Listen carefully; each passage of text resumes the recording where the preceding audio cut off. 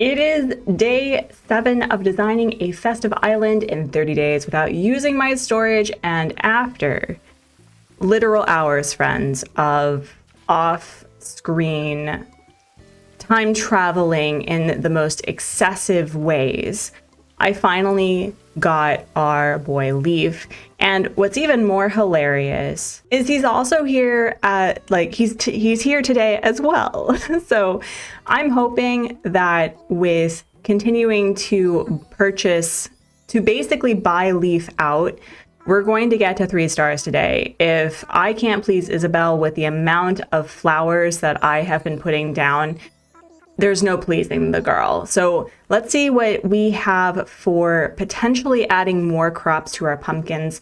I think what I'm going to do for making money, ooh, we have carrots, that's awesome. We're going to make sure that we have one specific area on the island that's basically going to be saved for last, so that we can treat it as the farm where we are truly farming for bells. I think we're going to strive to get about 20 carrots, and I'm going to be purchasing more hydrangeas.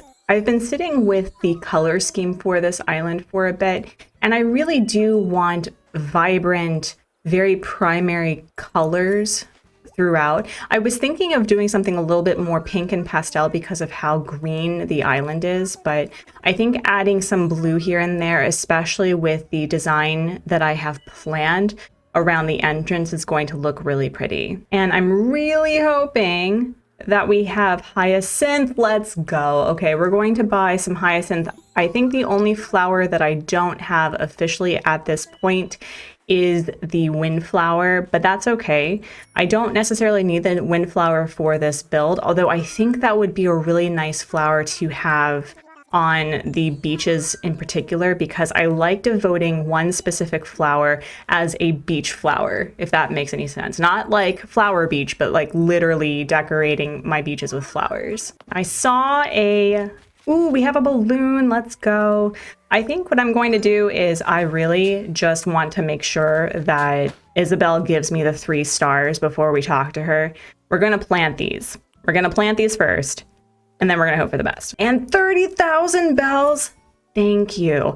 I've been hoarding a lot of my bells so that I can really start either paying off my house or putting down inclines and bridges, but I have a plan of doing things in a specific order until we hit the 3-star rank and unlock pathing. I don't think I'm going to have a farm on this island. I may, just to fill up space, but I really do like decorating specifically with the sugarcane around the bamboo. So when I finally get bamboo, I'm definitely going to be adding a bit of sugarcane for some natural ambiance, I guess. With the last flower planted and the final row of our crops watered, delaying the inevitable by shooting down the balloon, after our last-ditch effort to upping our rank by putting said balloon item out for decoration, we have to ask, is it enough to get to 3 stars? Yes, let's go! Let's go. We did it! We did it. We did it. Project K is now underway. Let's go. You know what amazes me is with this scene, they talk about the KK Slider, and they talk about how he's like this super famous distant star, and yet Tom Nook has his phone number, which is really fascinating. Like, either they still have phone books in this world, or Tom Nook is really very much downplaying the fact that he is the #1 fan on KK Slider's fan base. But we now officially have unlocked KK Slider, which means we're about to have some fun. I love this part. I think every single time that I play a new island and a new save, this never ceases to bring out such a peaceful celebration and vibe. Like, I don't know, it brings a lot of closeness. Even Astrid. Yay! Thank you. I'm so excited. All right, now let's actually get started. And here is probably the most exciting part, 2 of the 3 things that I will not be using for this island, but we have unlocked pathing, which is super exciting. Yes, let's go. I'm going to check and see whether or not I can start unlocking things immediately, but if not, we're going to time travel to the next day to unlock the 2.0 things like Cap'n and Brewster. Here comes probably the most important path that I need to unlock for this island. It's the sand path permit. I'm going to be using sand a little bit differently than I typically do, where usually the sand path is to simply put the palm trees on the mainland or as accent pieces, but it's actually going to play a huge role with defining the actual pathing of the island, which I thought it'd be really interesting to make use of the grass itself as pathing. I don't know how well I'm going to do that, but the light dirt pathing and the dark dirt pathing will also play a role. I was trying to think of how I could incorporate maybe the brick, but I don't think it's going to work in this case. The terracotta would be really interesting though, but I think we're going to stick with the 2 dirt pathing and the sand pathing for now, especially with what I plan to do today. Before moving on with all the things that we were able to do, including the 2.0 update fun, we're going to make this island officially our own by adding a little bit of a personal touch. This is my only custom code that I will be using for the island. Now, what I did was a copy of the deserted island flag and basically just made it a little bit more festive, a little bit more lighter, because I did want to show that it was going to be a festive Southern Hemisphere island. So I'm really excited to see what that looks like. And as for the town tune, oh yeah, it's all coming together. Another positive thing is because we have customized the icons that represent our island, the flag, and the town tune, we now have even more Nook Miles to utilize. Oh, I love it. It's so cute. That's adorable. Oh, that's amazing. I love it. I may change the border eventually, but right now, I'm a fan. And as always, we have to deal with our storage, and I did cave in and get some of the Nook Miles DIYs in order to start clearing out my inventory, because this is starting to become very frustrating. Now that we have 3 stars and that we've unlocked things, I can finally start getting rid of just the random stuff that my villagers gave me. And ooh, the money spot. Ooh, the DIY. Oh goodness. And I think what we're going to do, after checking in with Abel's, because she has started gifting me her customization packets and seeing what the Nooklings have for sale, we'll move to the next day to go to a Cap'n Island to talk to Blathers and get started on the entrance. I think it's time. We have moved on to the next day. We now have the ordinances, which I'm still trying to think which one I want to utilize, because since I'm excessively time traveling, the early bird or the night owl ordinances won't mean anything to me. I fell in love with the bell boom ordinance for another challenge that I did. And though I really thought that the beauty ordinance would actually do something, I don't feel it really does. It didn't do anything with hybrids or really spreading flowers. And I didn't even notice anything with the weeds. So I may be doing the bell boom in order to make more money eventually. And I don't know if there's any link to Daisy May and the turnip prices with the bell boom, but I did notice that I performed better with turnip prices with bell boom on. So I may do that. We now have a new boat tour, which I will be utilizing today. One thing that I sometimes forget is you need to talk to Blathers before you take a Cap'n tour. If you don't, Brewster doesn't show up. So we're going to go to Blathers first. It does mean that we get more DIYs to utilize, which will be great. And we'll start getting gyroids, which I do want to use for this island. First, we're going to check our mail, and Billy has sent us something, which is nice. I do need to manage my inventory at some point, and Oh, that's right. We also have unlocked Harvey's collective. I'll start doing that off camera, I think, because I do want to unlock the llamas, and I do actually want to unlock Katrina for this challenge because I want to achieve bestie status. So the hope is that I unlock the entire collective, but I'm not gonna worry about it right now. All right, Billy, what did you send me? Ooh, a fossil. I will be selling that. At some point, I do really need to craft for the entrance, which I will get to, but at this point, I really just need to manage my inventory a little bit better. That's one thing that I didn't realize would become a problem, is the fact that I either use it or lose it, but if I have no place to put it, it becomes very crowded very quickly. Eventually, what I'm going to do is move a lot of these items to the beach. So instead of a flower beach situation, we're gonna have a item beach situation. I have never been so happy to see a thinky thought bubble in my entire life. Blathers, what are you thinking? As much as I love the museum in its tent form, having Brewster in the museum has been such a great update. Even though I didn't play the other Animal Crossing games, the notion of a coffee game would have been so fun to do in this game. I really hope that they bring it to future games in the Animal Crossing franchise. But the more that I think about it, I think what I would like to do is get the speed build of the entrance out of the way, because I am drowning in resources. And by drowning in resources, I don't have many, but I want to utilize Captain's Island as much as possible, especially if we're going to be getting some more shrubs and the like. So I think that's what we're going to do first, and then we'll go enjoy a Captain Island. Really? The one time that I'm considering decorating and I'm going to require this area and you decide to sit down. Typical. Here comes the really fun part of just dismantling a lot of the things that I wasn't actually planning on using. They were placed down haphazardly in order to start getting to the 3-star status.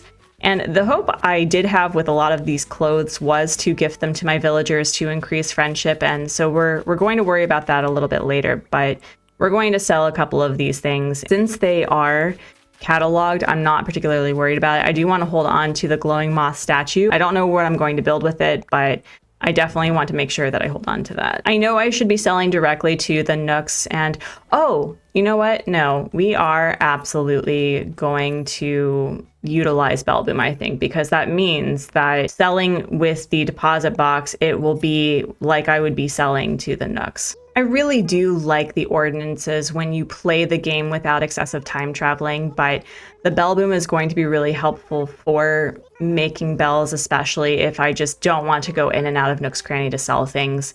So we're going to do that. And I'm hoping by the time that I finish with Isabelle, that Astrid will have decided to move away from the entrance. Bestie, do not. No. Really? You know what? No. If you're going to be like that, I'm just going to build. We're just going to do it. 'Tis the season to be petty. Let's go. Now, the more that I look at this entrance, I really do like the vibe for this. I want to figure out how to make it festive, but I haven't unlocked any of the festive items with the ornaments as of yet. So I think what I want to do is I want to figure out how I'm going to be connecting resident services with the entrance, because I'm a bit weird in that regard. I like to start with figuring out how I link the resident services with the airport and really just with the rest of the island. I love the fencing as it is. I did get the bamboo slot fencing. I think that's what it's called, but I don't know. I really like the way that the vertical board fencing looks, because it reminds me of the fences that they use for dune protection on various beaches. So I think what we're going to do is it's going to not be finished, but I do want to play around with how I want the pathing to look. And thank you. Thank you. Yes, thank you. Friends, like any speed build you see from me in Animal Crossing, do not get attached. I am a tinkery. sketchy decorator, similar to how I tinker and sketch with art. I like having options. I like having options so that I can add to it later, and it's really a great way to confront perfection paralysis when you give yourself that wiggle room to improve as inspired or needed, and that's what I did. This is probably the first island where I've only used the in-game pathing to decorate. Wild, right? Even with Animal Crossing hard mode, most of my pathing were custom codes that I made myself. So the biggest hurdle I had was, how do I apply the dirt pathing to link my entrance to resident services? And how does resident services link to literally everywhere else? The lack of waterscaping meant that I was restricted to the shape of the rivers, which actually helped me to not completely gridlock pathing in my mind's eye. And I think it will give this area more of a natural town flair. But the sand pathing is such an incredible accent piece for an island that I only really touched upon with my hard mode island, because although sand was heavily used on that build, I actually was intentional with it for this one. I know that this is probably really silly to say after nearly 4 years of playing this game, but it really occurred to me how much you can do with in-game pathing. I know, wild, right?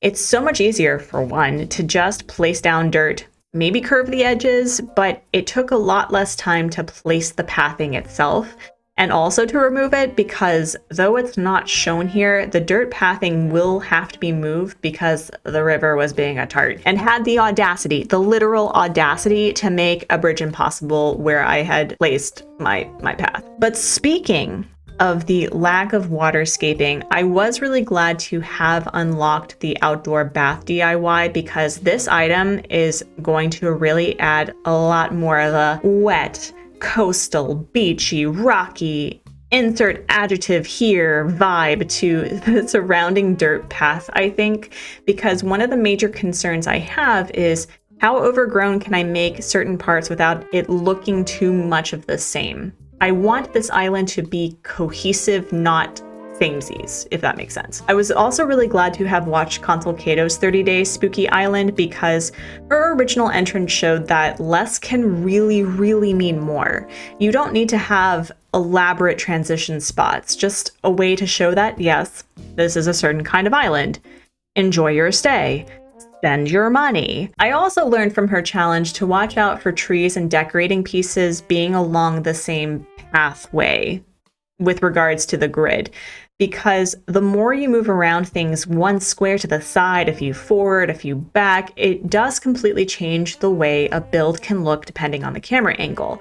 So as I tinkered with that, I do realize I need to play around with stunted trees for height and texture differences, but that's definitely another day. And again, this speed build is absolutely empty. I totally get it. It's not impressive. As I said, don't worry about it. It will get better, I promise. There are a few items that I redeemed with Nook Miles that I'd add to this off camera, including a storefront that Nook's Cranny miraculously happened to have, which did inspire a new way for me to use the item for the entrance that I never have done before. But for now, this area isn't item spammed, it's clean, and it is, in fact, a start.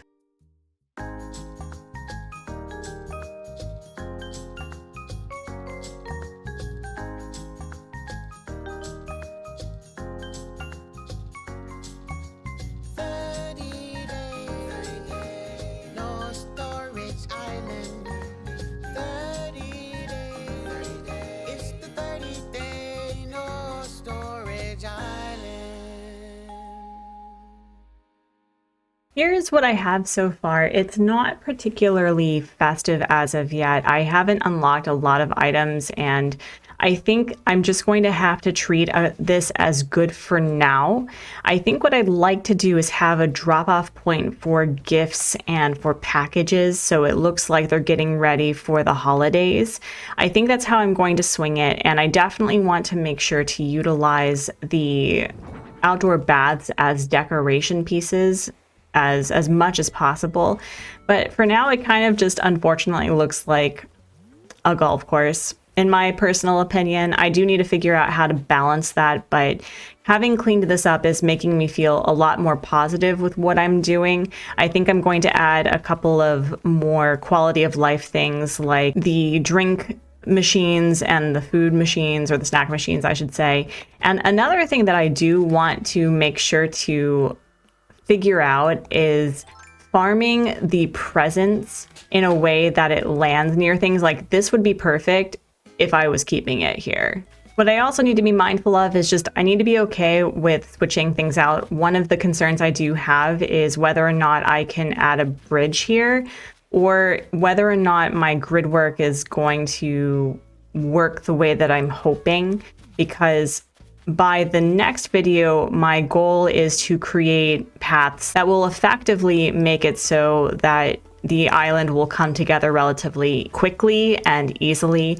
And I do need to make sure to utilize a couple of shrubs and flowers. I think just to clear inventory space, I'm going to put a couple of the things back that I had picked up. So let's, no, not put, well, actually, can the life ring sit up here? Oh, ooh, I like that though. Wait, why do I like this? This is cute.